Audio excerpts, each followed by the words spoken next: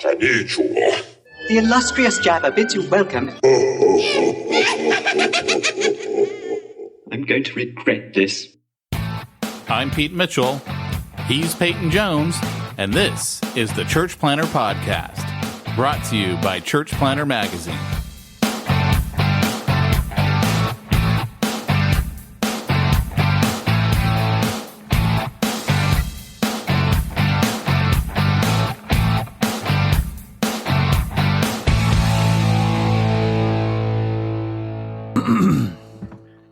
Hey, Church Planter, this is Pete Mitchell.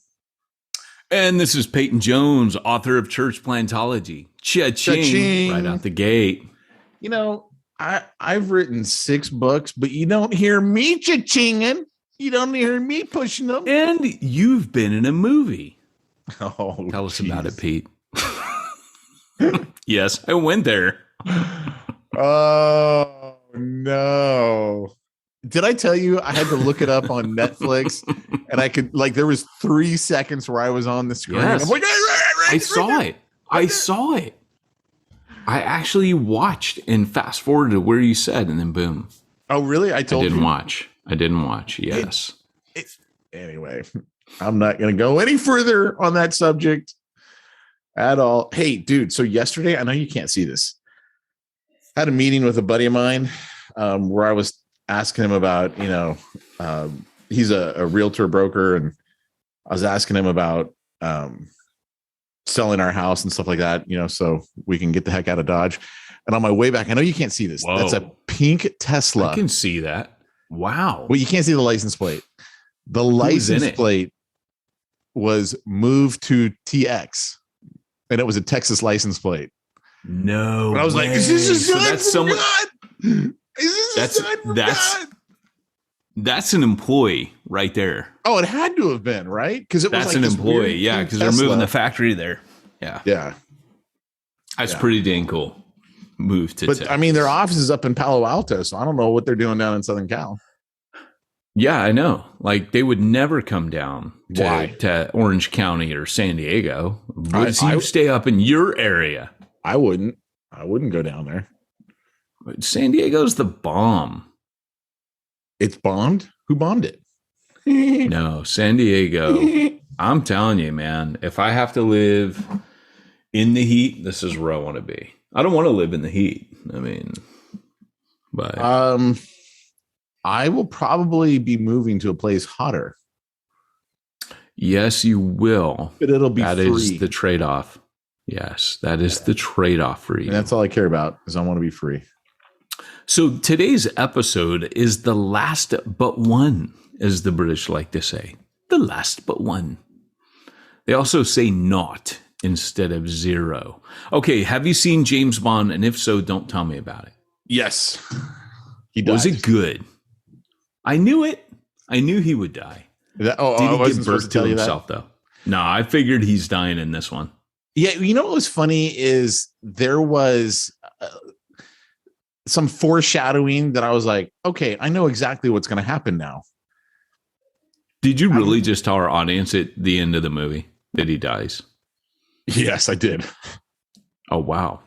So everybody, spoiler alert on today's episode. I don't care. If you don't want to hear what happens to James Bond, I'm not going to tell you what happens. Rewind 1 minute and don't listen any further. Yeah.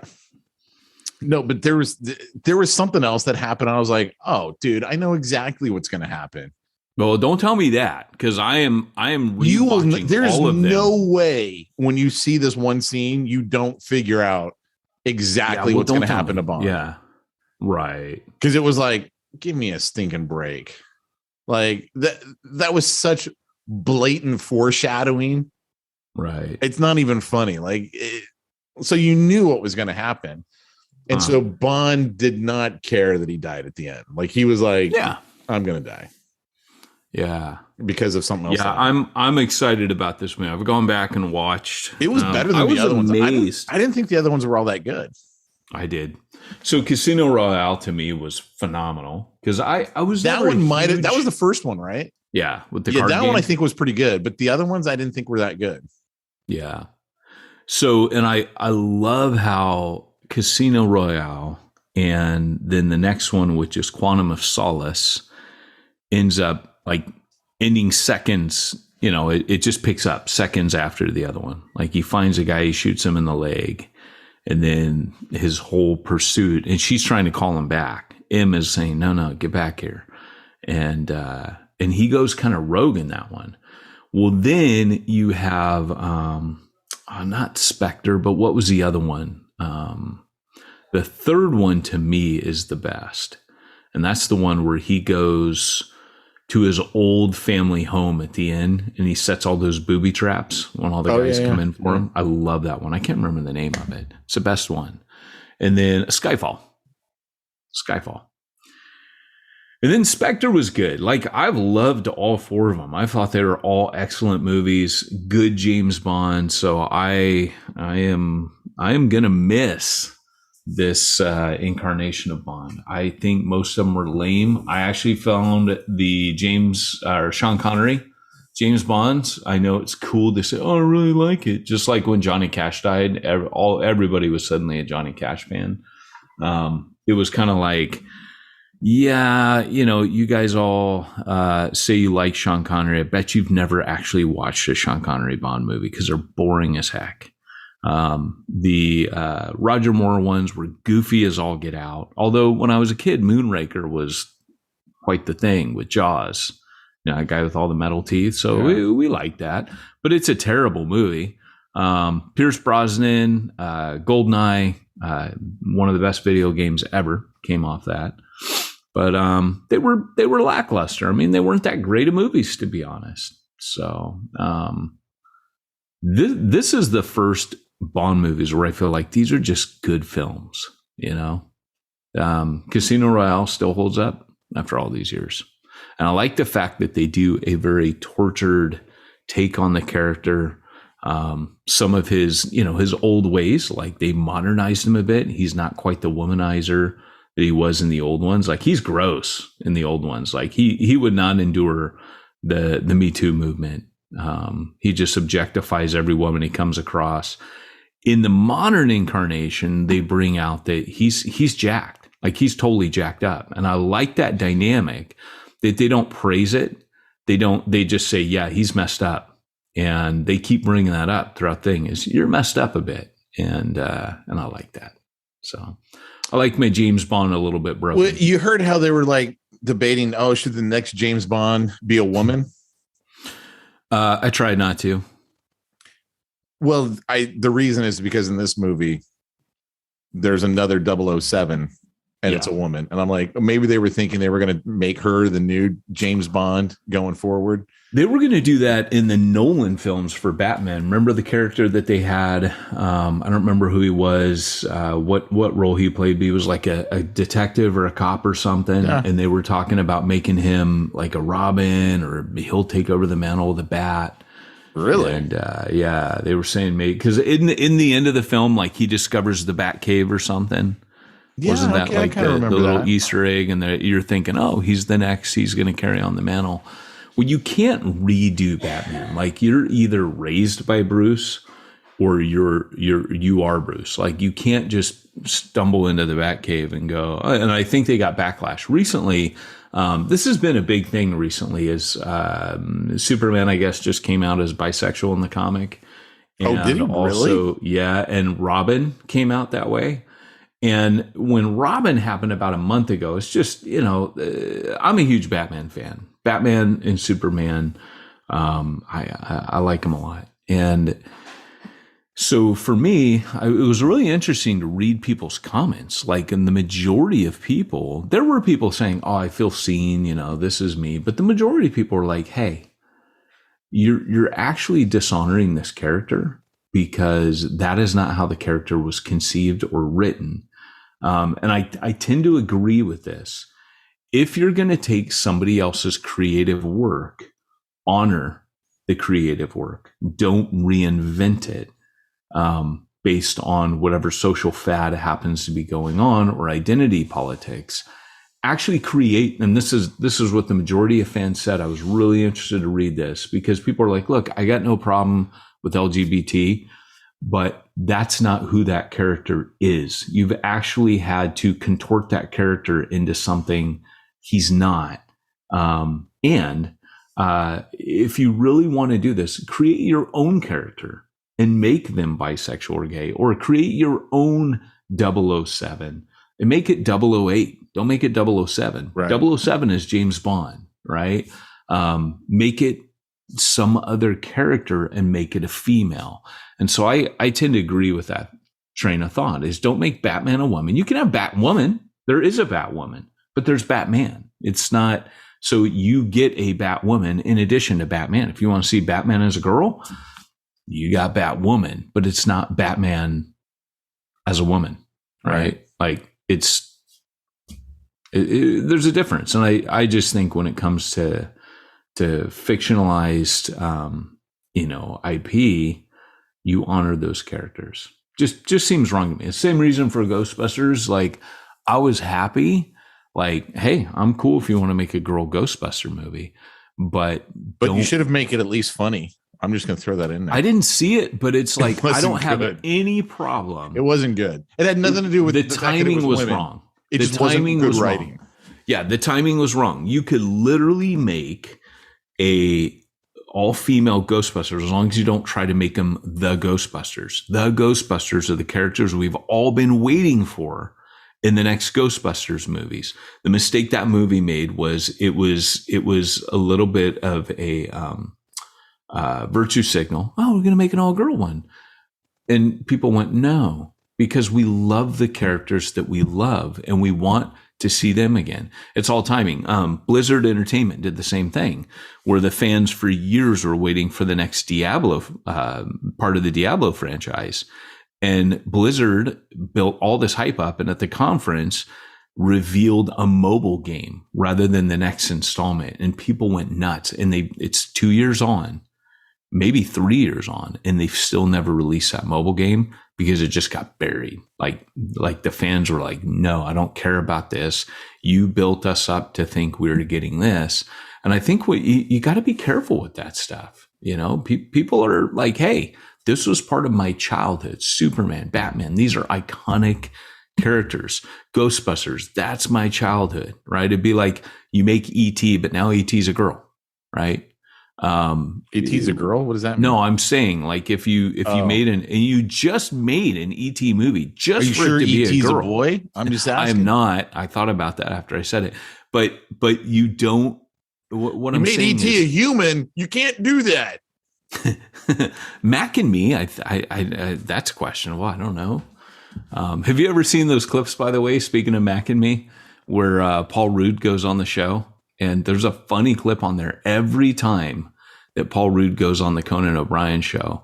Conan shows this clip from his upcoming movie, and it's the same clip of this like really cheesy low budget science fiction film. It was like an ET knockoff called Mac and Me, where the aliens the whole time has this expression.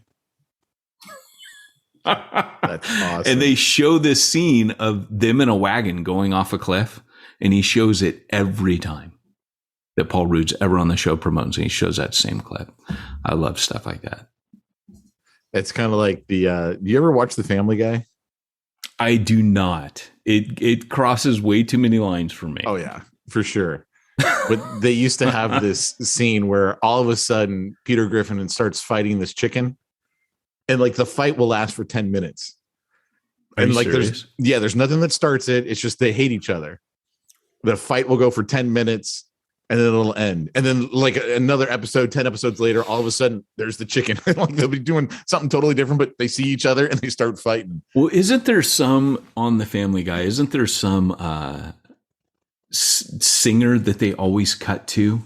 It's like a live action clip, some music clip of some singer playing. And people it's like either a polka or a jazz musician or a country western.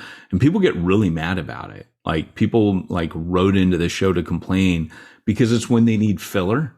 Like say that chicken fight breaks out and it's going on really long and they're like, crap, we don't have enough animation. They'll put like a minute or 2 minutes. And the longest one they did was something like 3 minutes of this singer. And they just do it because they need the stock footage and they figure, hey, this is funny. We'll cut to this country singer, and then boom, tie it back in. So yeah. It's kind of funny. There's the dog. There she is. She saw you and, oh, heck no. Yeah. Back around the. She'd be like, I can't wait to bite him. He looks tasty. Yeah, she lets us know, man. So I got, we do these films through the word. We did these discipleship films. And the directors made a stormtrooper shirt for me. It's the helmet, and it's got my beard coming out the bottom. And then he's got headphones on. He's listening to it through the word thing. That was pretty cool. Well, anyways, it's a husband and wife couple. The wife came onto the property, and my dog was not in the yard, but was in the house and went ballistic. Like, she has this signature bark. If someone's on the property that she will make, it's pretty cool. It's better than a Ring camera. If someone's here that's not supposed to be, there's a distinct bark that breaks, and we're like, oh, who's here? So we're getting conditioned. Our dog is conditioning us. Yeah. It's kind of like I wrote on Richie Rich, his robot maid. Richie's in trouble. Remember that? You ever heard the story about Pavlov's dogs? Yes. I don't know, but it rings a bell. That's pretty good. That's pretty good. Pavlov's dog is a great experiment. I remember taking child psychology, and they showed all of these experiments that they did, psychological experiments on humans. And they used to mess with babies. Yeah, they did this one where they would check babies' spatial awareness, and they would have this tile floor, and they had this like pin that they could crawl around in with tile floor. And then there would be a tile floor on a lower level, and it would be glass stretching out. And so that the tiles would change dimension, and the babies wouldn't go out on it, and so they would, and the babies would get scared of the edge. So it was really interesting. And so they would mess with these babies and get them to cry. And I remember at a young age going, yeah, a lot of these experiments are really messed up. Like, they're totally messing with babies, taking notes. I'm pretty sure I was. Oh, yeah, the baby's traumatized by this. Wow, I'm pretty sure I was a product of some of those experiments. Oh, yeah. It explains a lot about me. Yes, I agree. That's why when we go to like Ruby's and stuff, you start to cry when we go in the doorway. You see those tile floors. Remember that time you started crying? I'm like, Pete, what's wrong? I just figured you really wanted like a milkshake, and there was a long line, but it turned out. You said you weren't going to bring that up. Oklahoma. Should we get into today's topic? Yes, but the pumpkin milkshake at Ruby's is delicious, and kids eat for free on Tuesdays. All right, that's first sponsor done. The Ruby's close to us closed with the pandemic and never reopened. Dude, you know what? Like, I have to share, like, there's times in history where you say, we will not forgive and we will not forget. And Soup Plantation is that for me. That was a bitter pill to swallow. Now, I stand alone. Nobody goes to Soup Plantation who is under 65 or non-retirement age, except for the Joneses. Because, Pete, they hand make their soups every day fresh. And you can walk up and there's 6 cauldrons of soup there. And fresh baked bread. I'm telling you, no, this isn't Ruby's. I'm talking about Soup Plantation. I know. They're gone, dude. They're gone. Oh, they're gone. They're gone. And it hurts my soul because I want that harvest medley soup this time of year. Every year, I want that pumpkin bread, Pete. I want the autumnal harvest brewed in a pot for me, and it's gone forever. Like tears on a child. Gone forever. Sorry. Yeah. Like tears in the rain. I guess. All these moments in time, Blade Runner. I've seen things you people wouldn't believe. Is that Batman? No, that's Rutger Hauer's amazing speech right before he says time to die. He gives that amazing speech. What? Blade Runner. When he's getting ready to die and he says, who dies? Things. Rutger Hauer as Who's the that? He's in Blade Runner. The what do they call them? The androids that you're talking about the original Ford's, Blade Runner. The original, yeah. Not that No, not that. I bought that soundtrack, by the way. But yeah, apparently they're going to make another one. Did you hear that? And oh, geez, I'm not watching. Pete and I actually went and saw that movie together. We were so excited, and Pete was not thrilled. But we walked out, and that was the first thing. I looked over at Pete, and I went, bah, bah. The whole soundtrack was like. Didn't we see that with Barry too? Was Barry with us? I don't think he was. No, it was Deliver Us from Evil we saw with Barry, right? Oh, yeah. I think we traumatized him. I think we did. Yeah. He was living with my mother-in-law, and she reported whimpers coming from his bedroom that night. So, but let's face it, that could have been any night with Barry. And he kept his night. Normally he would turn his nightlight off like around 2-3 in the morning, but his nightlight stayed on all night. Sorry, this is what happens if you're my intern. We do make fun of you. He doesn't listen to the podcast. He doesn't anymore. No, he's on the Ministry Ninja podcast, which you said you're canceling, right? Yeah, we're gonna fold it down. We're gonna do a couple more episodes, and then we're gonna fold it down so that we can start another podcast. Which I heard it was because people complained that there wasn't any smack talk. And they thought it was going to be like Church Planner Podcast, and it wasn't, and they didn't like that. Well, it's so funny you say that because Barry recently goes, hey, and we start this new podcast, because it's been a great podcast. We've run it for a few years. He goes, I think we should have more banter, kind of like Smack Talk. But the thing is you can't reproduce our Smack Talk because of just the sheer amount of stupidity that you and I bring out on this thing. Well, the other thing, too, is like part of the reason why Smack Talk works. So when Regis was on that Regis and Kelly show, or Regis Live, or whatever they called it, they refused to talk to each other before they got on stage for the show because they needed that. Like, it makes total sense for you and I. It literally, we haven't really talked all week in most weeks. And it's like, this is us talking to find out what's going on in each other's lives. Pretty much. So if you've already done it on one podcast, it makes it really hard to then, get right back into that groove and do it on another podcast. But we know that you have no friends if you're a church planner, right? All your minister friends don't want to hang out with you because they're convinced you're nuts. You're sending pastors like, oh, don't talk to me. You just want money all the time, or you want to cry and whimper to me. So we are inviting you into our friendship. We're your friends, dude. Like, we'll totally hang with you. Well, Peyton will. Yeah. I guess, Pete will just kind of look over every once in a while and go, what not, baby? Like he's cool. Dude, I'm telling you, man, I'm like checking out all kinds of homes in Texas and Tennessee. Will you get one with the secret bookcase? Then we can be secret bookcase buddies? No, because I would not put any books on it. We'll put the books on it, but then I know what you're going to keep behind it. Yeah, I know what you're talking about. No, I don't think so. So we had first time cleaning people the other day because we've cleaned the upstairs, but we needed a deep clean. So we hired these people come in for 8 hours and they cleaned that bookcase. They did not discover the secret room. I was so happy. I didn't know you had a secret room. You didn't know this? No. Oh, well, it's not so secret now. It's on the podcast. I have a secret room in my office. I have a bookcase that opens up. You literally keep nothing in it, huh? It's totally empty. I might just have some Batman things in there. I call it the Bat Cave. It's painted gray, like the Bat Cave. Yep, that's bad. So my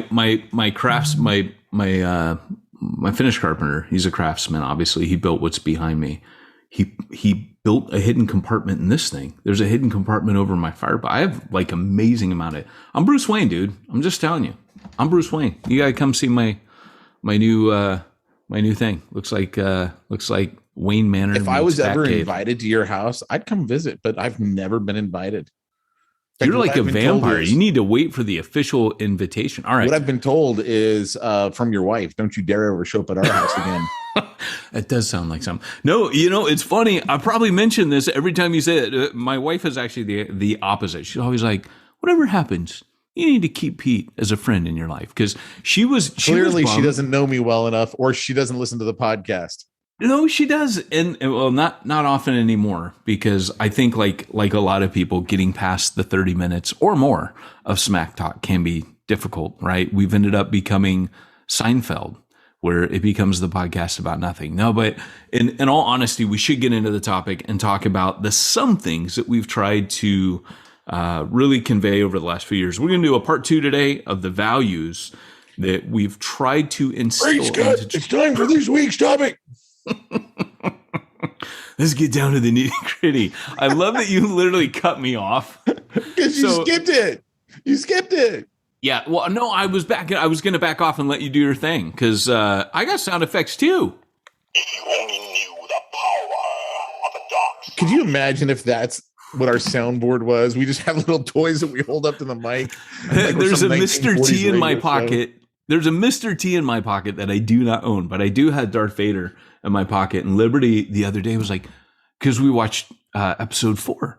She's like, yeah, Dad, where's your Darth Vader thing you used to have that you could push? It used to sit in my car. And when I get mad at people when I was driving, You have failed me for the last time. I would hit buttons like instead of raging in front of my kids. So, hey, sanctification and baby steps, right?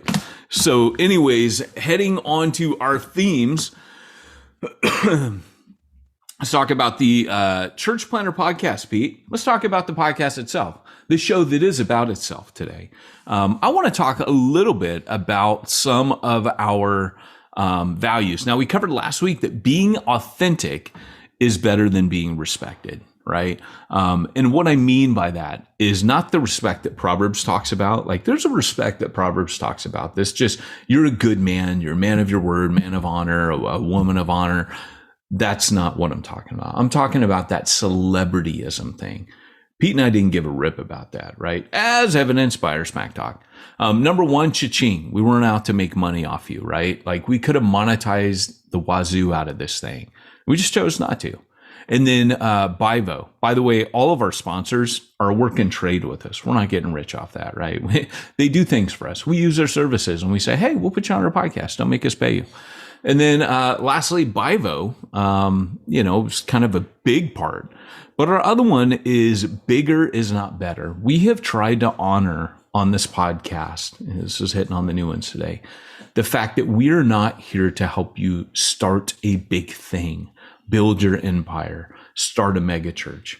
We have been here to help you do what God has called you to do, knowing and understanding that 90% of churches out there are churches of 100 or less. And to me, that's equally as viable. Look, I go to a church that has like 20 people in it. It's a little church plant. It doesn't have a ton of people. I show up, I worship, I don't do a bunch there. I just encourage the guy that's planning. There's a lot of potential there. And I always tell him, I say, hey, I'm not going to tell you what to do. You'll never have me approach you and say, hey, I think you ought to, I'm just going to sit here and support you, man. And, because some people probably wonder, like, what's it like having Peyton in your church plant? I think it's pretty cool, right? I never come to church on time. Other than that, I think it's pretty cool. We're always late, dude, like every week.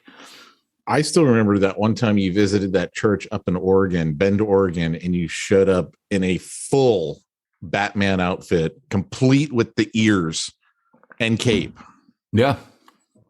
Yeah. And they asked me at the door, they're like, are you? And I went, I'm Batman. Yeah. So have you seen that clip where Michael Keaton is like delivering the commencement speech at a college? And he goes, and one more thing, he's done with the speech.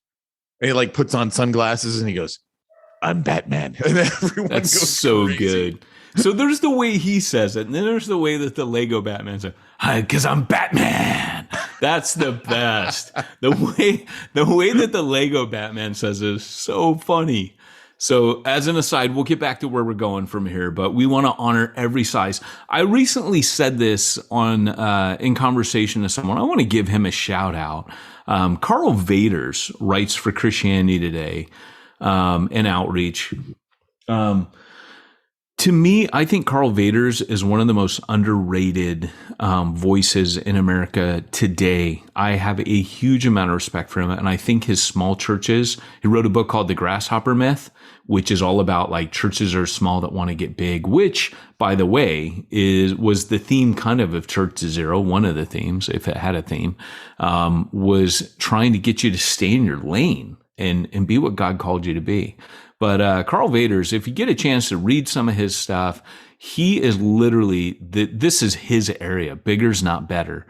And he mentioned, because he blew past those thresholds that like people used to talk about back in the day, how to pass the 200 threshold, and he went for it and he did it and he hated it. And he came back and shrunk his church back down and broke off and just said, look, I just think that's crazy. We have so much stuff that these big churches don't have by way of community. I'll never give that up again. So he's a neat guy. And Pete and I once got served by his son-in-law back when we used to have our meetings at Islands. Remember that? I remember. He was the bartender. Well, I was recently on Carl's podcast and I mentioned that. And Carl goes, I forgot about that. So it's a small world, everybody.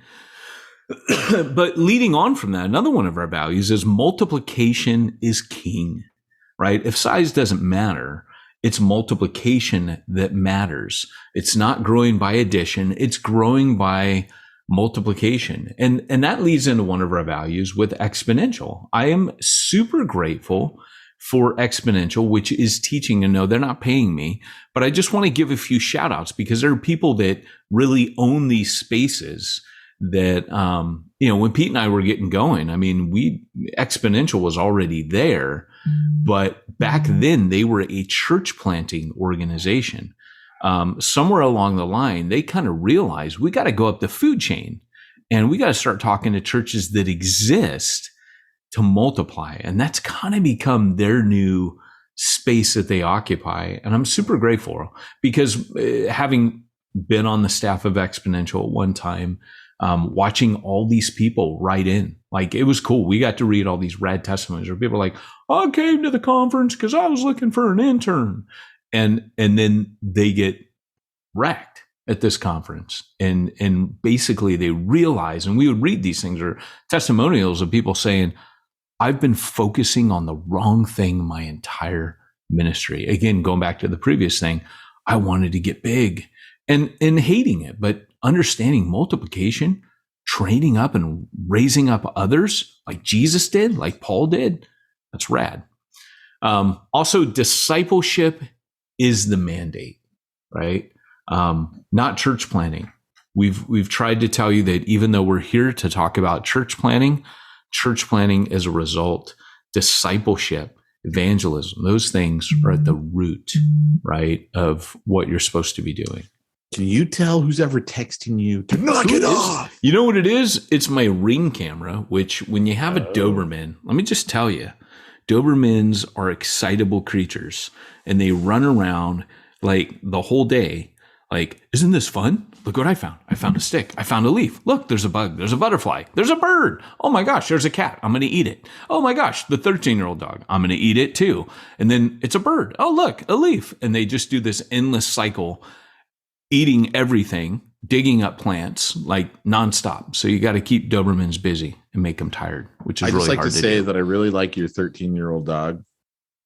She is the best. She loves my office. She sleeps in here all the time, but she's very senile and she never knows what to do. So she walks around a bunch like, am I supposed to be in this room? Wait, no. Am I supposed to be in this room? No. So she walks around. Do I need to go outside and go to the bathroom? I don't know. So you take her out and you can tell. You can see her thought. She goes outside. She gets all excited. Her tail's wagging. Then she stops. And she circles and looks around like, where am I? What am I doing? It's hilarious. So, and she's real sweet. Yeah, she's a great dog. I can't stay on task. You know not to distract me. Yeah, I'm back. Our other value, what time are we going till today? Oh, I guess we got to end it in 10 minutes. Do you got a meeting at 11? Because Josh Henry would sure like to meet us then. I do not have a meeting at 11. Well, you do now.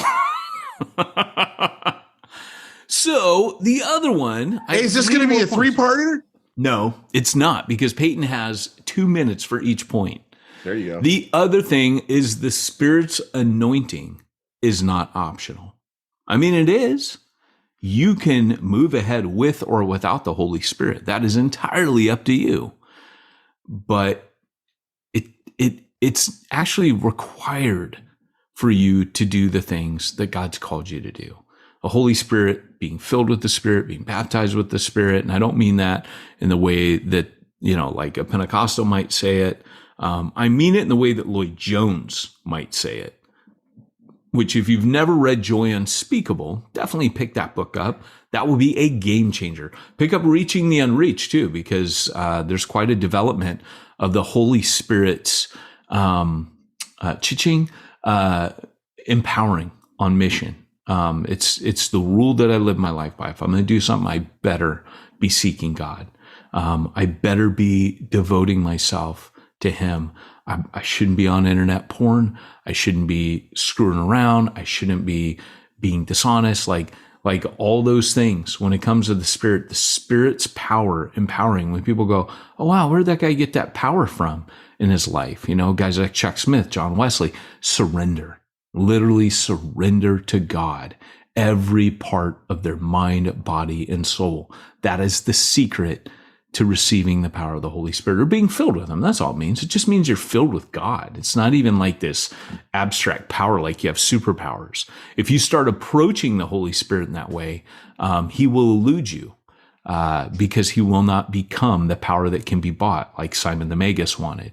He is a person, and he will fill you, and it becomes about that relationship, walking with him. Like when Jesus says, if you love me, you obey my commandments.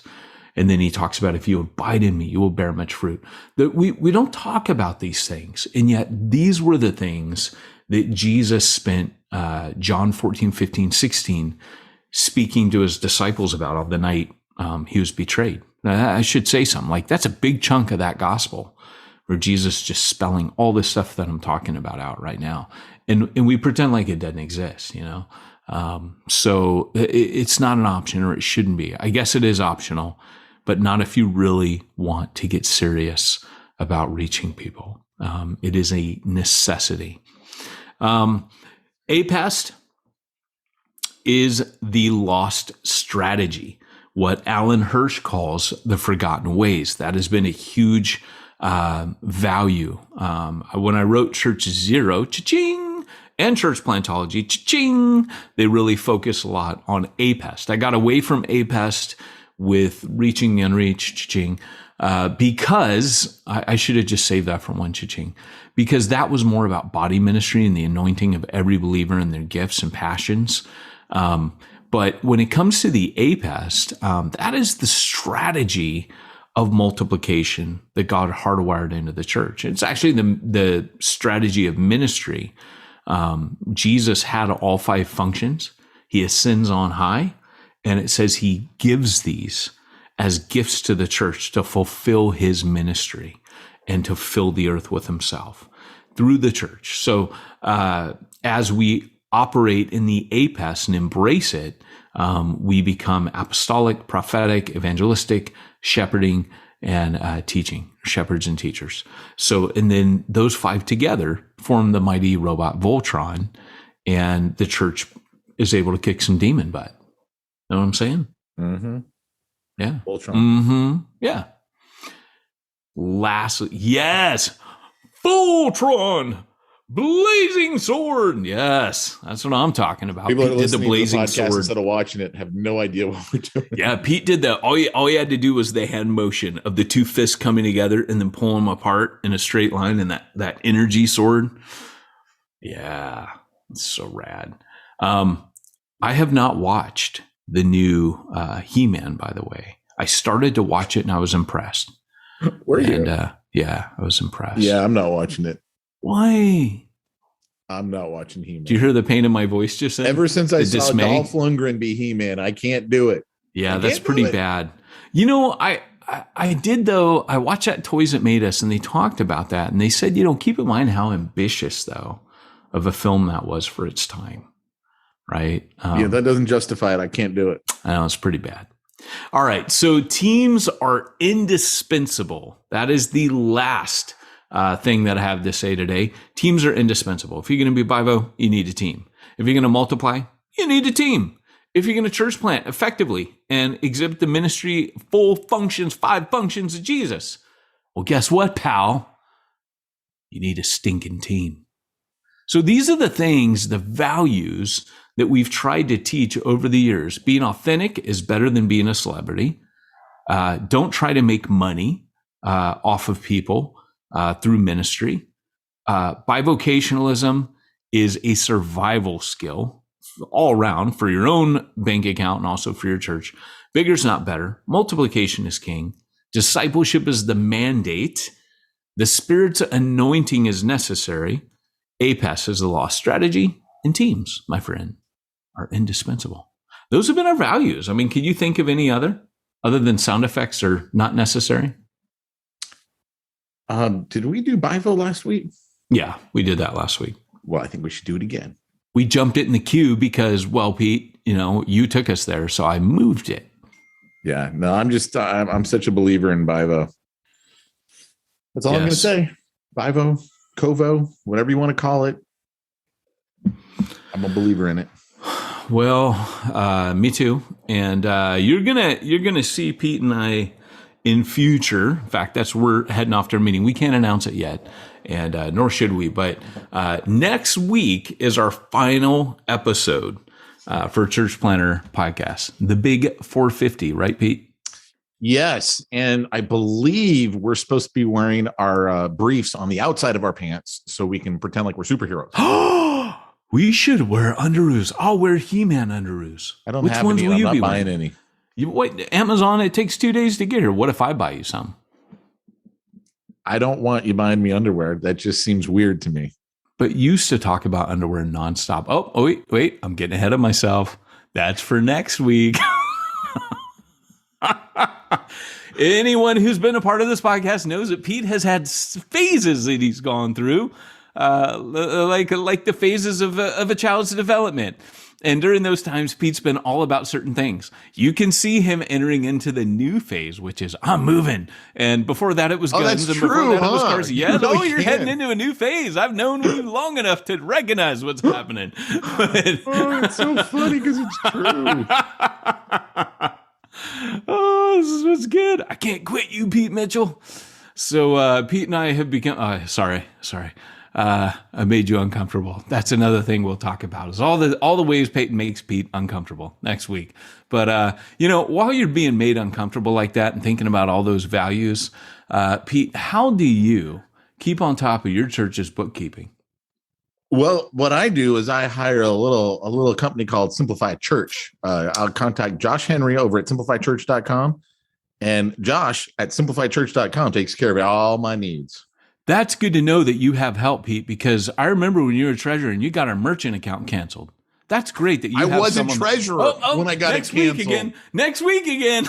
It was like a year later, maybe 2. The final episode, we're going to be talking about all the crazy things that happened. So we'll be making a list. If you guys want to have us talk about any aspect of the podcast, put something on the Facebook comments or go over to the Facebook page and let us know or message us or whatever.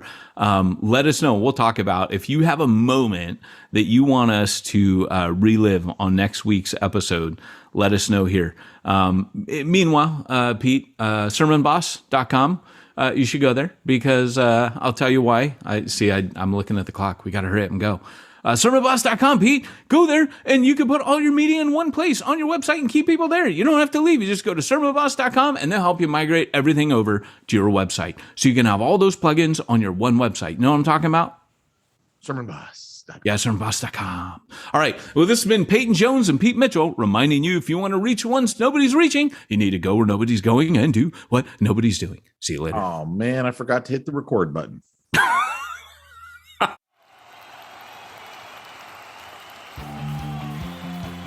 Thanks for joining us for another weekly episode of the Church Planner Podcast with Pete Mitchell and Peyton Jones. We'd love to hear your comments on this episode of the Church Planner Podcast. Visit us online and let us know what you thought at churchplannerpodcast.com. If you subscribe to us via iTunes and have enjoyed the podcast, leave us a positive review. The more positive reviews we receive in iTunes, the more iTunes will promote us to other church planners who would benefit from this show. This podcast is brought to you by the Church Planner Magazine, which is available in the iTunes newsstand or online via churchplannermagazine.com.